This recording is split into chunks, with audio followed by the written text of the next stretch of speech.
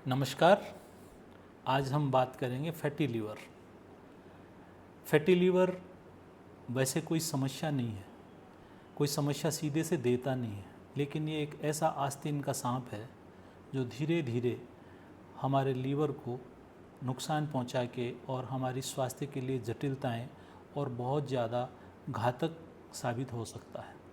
होता ये है कि हमारा लीवर, अगर आप साधारण भाषा में कहें तो हम मजाक में कहा करते हैं कि कितना जिगरा है आए। तो जिगरा मतलब हमारे शरीर में लीवर, जिनको हम गुर्दा कहते हैं, हार्ट जो दिल, और लीवर यकृत या जिगर में जितना दम होता है उतना ही आदमी स्वस्थ होता है। तो यहाँ स्थिति ये है कि हमारा स्वस्थ लीवर लगभग 500 तरह के काम करता है, और आयुर्वेद इसको रक्त व स्रोतस का मूल कहता है। ये रंजक पित्त का स्थान होता है और हमारे खाने के ऊपर एक तरह से चेक पोस्ट है। जो भी हम कुछ खाते हैं, चाहे वो कार्बोहाइड्रेट खा रहे हैं, चाहे हम प्रोटीन खा रहे हैं, और चाहे हम फैट ले रहे हैं, उन सब को एब्जॉर्ब होने के बाद में चेक पोस्ट मतलब लीवर उसको रोकता है। फिर लीवर इसको अपनी तरह से प्रोसेस करके, अगर एक्सेस है तो कुछ स्टोरेज के लिए, जैसे ग्लूकोज अगर एक्सेस है तो उसको ग्लाइकोजन के रूप में, और फैटी एसिड्स अगर अधिक हैं तो उसको फिर वो लिपिड्स के रूप में इकट्ठा कर देता है। प्रोटीन को भी सेव करता है और ये फिर आगे के लिए काम करता है। लेकिन इस सेव करते करते ही हमारे लीवर में वैसे फ़ैट नहीं रहनी चाहिए, लेकिन थोड़ी बहुत फ़ैट रह सकती है। लेकिन अगर लीवर के वज़न के 10% तक फ़ैट हो जाती है तो हम उसको फैटी लीवर कहते हैं।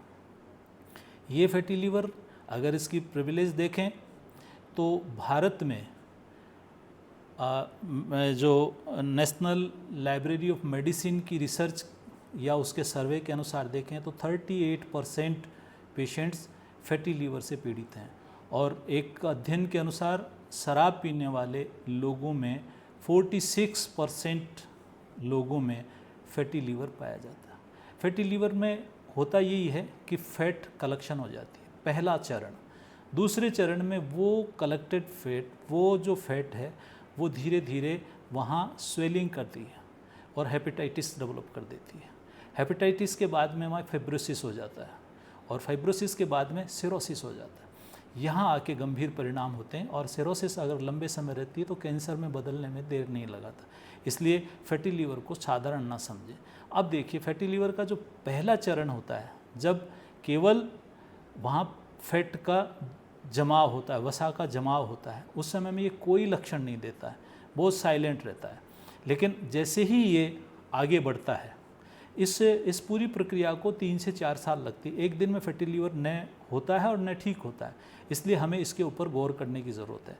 अगर आपको भूख कम लगती है, आपका वज़न अचानक कम हो गया है, या आप डायबिटिक हैं, या आप हाइपर कोलेस्ट्रॉल या हाइपरलिपिडमिया के पेशेंट हैं, या आपकी आनुवंशिक स्थिति ऐसी बन रही है, तो आपको सावधान रहने की ज़रूरत है। कमज़ोरी लगती है, थकान लगती है, यूरिन में पीलापन आता है, हल्की सी आँखों के नीचे स्वेलिंग रहती है, पेट में स्वेलिंग रहती है, राइट साइड में जहाँ लीवर है वहाँ पे अगर कोई पेन रहता है, खाना अच्छी तरह से नहीं पचता है, तो आपको इस बारे में सोचना चाहिए और तुरंत इसके बारे में जानकारी करना चाहिए। अब हम इसकी बात करते हैं कि इसको ठीक कैसे किया जाए।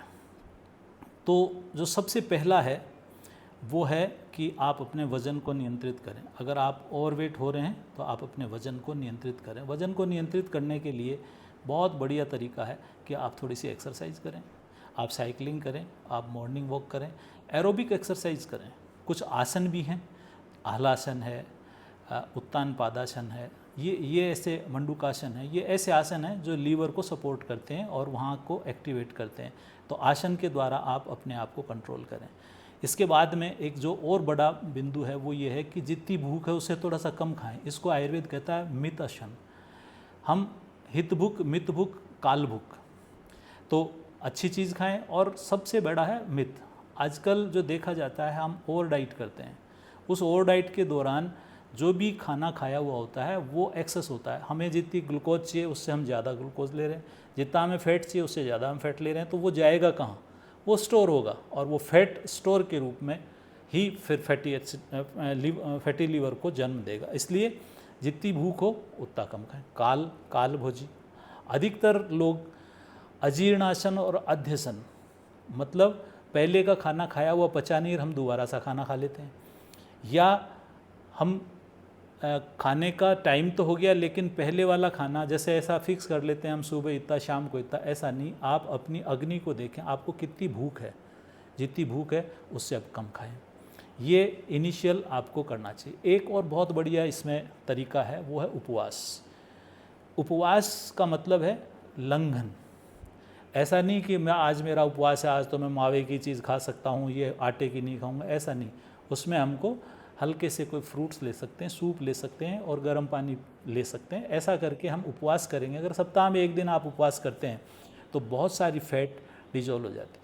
फैट को डिजोल्व करने के लिए और बहुत बढ़िया तरीका है, जो सिट्रस फ्रूट्स हैं, विशेषकर नींबू। आप नींबू का सेवन, एक व्यक्ति को एक दिन में एक नींबू जरूर खाना चाहिए। वो चाहे उसका शिकंजी के रूप में ले, चाहे वो उसको सब्जी में डाल के ले, लेकिन उसको एक नींबू लेना चाहिए। नींबू और शहद मिला के सुबह लेना भी बहुत बढ़िया कारगर। आंवला भी इसके लिए बहुत बढ़िया रहता है। प्रतिदिन 3 ग्राम से 6 ग्राम आंवला अगर लेते हैं तो हम बहुत सारी बीमारियों से बच जाते हैं। तुलसी, हम कहते हैं अकाल मृत्यु हरणम सर्व व्याधि विनाशनम, सब व्याधियों को विनाश करती है तुलसी। अगर तुलसी का 3 पत्ते प्रतिदिन लेते हैं तो वो कोलेस्ट्रॉल को नियंत्रित रखती है, और कोलेस्ट्रॉल को नियंत्रित जो रखेंगी वो फैटी लीवर को भी नियंत्रित रखेंगी। इसी तरीके से आपको अगर खाने में और चीज़ें हैं, मेथी हमारी जो ग्लूकोज का एब्जॉर्प्शन होता है उसको रोकती है, और हमें खाना भी ऐसा ही खाना चाहिए जिनकी ग्लाइसेमिक इंडेक्स लो हो। फाइबर फूड, हमें ज्वार ये चीज़ खानी चाहिए। जो फैट हैं उनको कम से कम लें, और कार्बोहाइड्रेट भी, और सेचुरेट फैट और ट्रांस फैट को हम कम से कम लें। लीवर को नुकसान पहुंचाने वाली और सबसे बड़ी है पैक्ड फूड। जितने भी पैक्ड फूड होते हैं इनमें कोई न कोई प्रिजर्वेटिव होते हैं, और वो प्रिजर्वेटिव उसको नुकसान करते हैं। कोई भी मेटालिक चीज़ें, कोई प्रिजर्वेटिव एजेंट्स, ये लीवर को नुकसान करते हैं। ये एक अच्छी बात है लीवर की, कि लीवर की सेल्स रीजनरेट हो जाती हैं। जब जो लोग हैवी ड्रिंकर होते हैं उनके ड्रिंक के कारण लीवर की सेल्स डैमेज होने लग जाती हैं। अगर वो उसको बंद कर देते हैं तो जो डैमेज होने वाली सेल हैं वो पुनरुद्भव हो जाते हैं। इसलिए एक बहुत बढ़िया जड़ी बूटी जिसको हम शाक के रूप में काम में ले सकते हैं, जैसे हम पालक के बथुए के शाक खाते हैं, वैसे ही पुनर्नवा एक जड़ी बूटी होती है जिसको वर्षाभू साटा बोलते हैं। अभी इस समय बरसात है और वो बहुत अच्छा है, उसको आप सब्जी के तौर पर बना के खा सकते हैं। ऐसे ही एक दवा और होती है मकोई, जिसको भी हम शाक के रूप में खा सकते हैं। सहंजने के पत्तों का, सहंजने के फूल का, सहंजने की फली का, इनका हमको सब्जी के रूप में प्रयोग करने से फैटी लीवर में बहुत कुछ हमें फ़ायदा मिल सकता है। इसके साथ में ही एक जो बढ़िया चीज़ है वो है छाछ। काली मिर्च, हींग, जीरा और काला नमक, इसका एक मसाला बना के रखें। भोजनांते तक्रम पेयम, दोपहर का खाना खाने के बाद में अगर आप 1 गिलास छाछ पीते हैं और उसमें ये मसाला डाल के लेते हैं तो आपको फैट बर्न होने का एक बहुत बढ़िया तरीका आपको मिल जाता है। आयुर्वेद ये कहता है कि जब शरद ऋतु आती है, क्योंकि पित्त का प्रकोप, पित्त को शमन करना होता है इसमें, पित्त के प्रकोप को, पित्त को हम वैसे तो पूरे शरीर में जितना भी एनर्जी को जो रिप्रेजेंट करता है वो पित्त कहलाता है, लेकिन अगर हम बाइल के रूप में समझें तो जितनी भी पित्तोद्रेचक औषधियाँ हैं जो पित्त को निकालती हैं, क्योंकि पित्त के द्वारा ही वसा का पाचन होता है, इमल्सिफिकेशन जो होता है वो बाइल के द्वारा होता है। अगर बाइल पर्याप्त मात्रा में लीवर के द्वारा तैयार होता है तो हमारा फैट का जो मेटाबॉलिज्म है वो बढ़िया बना रहता है। कुटकी जिसको हम बोलते हैं, पुराने ज़माने में कुटकी चिरायता साल में 1 बार 7 दिन के लिए लोग लेते थे, तो कुटकी भी इसके लिए बहुत बढ़िया उपाय हो सकता है। इसके अलावा पंचकर्म में जो हम विरेचन जो कराते हैं, हर एक व्यक्ति को साल में शरद ऋतु में एक बार विरेचन लेना चाहिए। उससे उसका पित्त का नियंत्रण रहता है और यही पित्त विरेचित होके और पित्त से होने वाली व्याधियों को रोकता है और पित्त के कर्म को अच्छा करता है। आइए हम अपने आसपास में ये सर्च करें कि अगर कोई फैटी लीवर से पीड़ित है तो उसको इस वीडियो के बारे में जानकारी दें और स्वयं भी स्वस्थ रहें। फैटी लीवर को साधारण न समझें, ये आस्तीन का सांप है जो बहुत घातक सिद्ध हो सकता है। इसको ध्यान देने की ज़रूरत है। और अधिक संपर्क आप हमसे कर सकते हैं। वीडियो को देखने के लिए आपका बहुत आभार। अपने परिजनों को आप इसको शेयर करें। जय हिंद, जय आयुर्वेद।